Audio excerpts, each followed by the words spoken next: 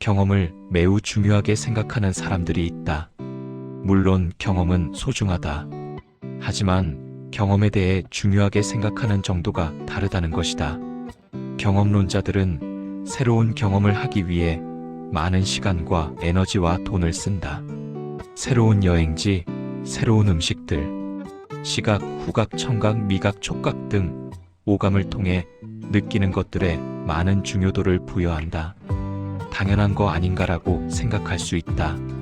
그럼 경험을 상대적으로 덜 중요하게 생각하는 사람들은 어떤 사람들일까? 직접 경험보다는 간접 경험의 비율이 높다는 것이다. 당연히 직접적으로 경험해 본 게 간접 경험보다 더 많은 것을 깨달을 수 있다는 건 확실하다.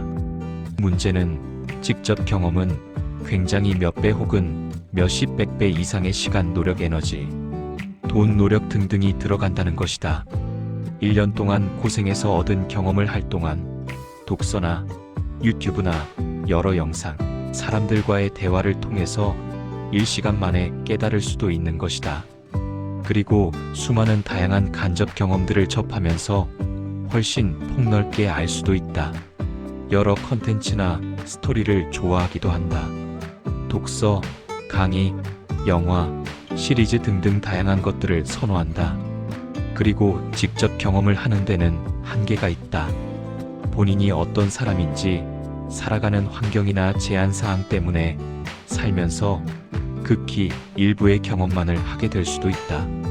하지만 간접 경험은 무궁무진하다는 것이다. 직접 경험을 중요하게 생각하는 사람들은 이렇게 말할 수도 있다. 아니, 간접 경험에서 얄팍하게 혹은 제대로 깨달을 수나 있나? 하지만 간접 경험으로도 잘 깨닫는 사람도 많다.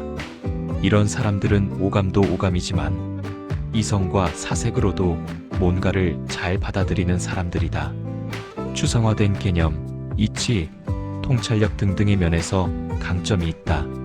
즉, 직접 경험을 선호하는 사람들의 장점은 뭔가 추진력이나 행동력 등등이 뛰어날 가능성이 높고, 간접 경험을 선호하는 사람들은 이성과 뇌의 작용이 활발하다고 할 수 있다.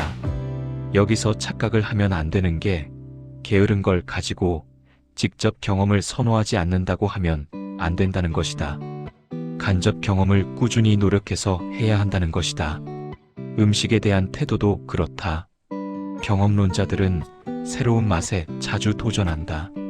그러다 보면 당연히 점점 거리가 멀어질 수밖에 없다. 경험을 덜 중요하게 생각하는 사람들은 이미 검증된 맛을 다시 찾는다.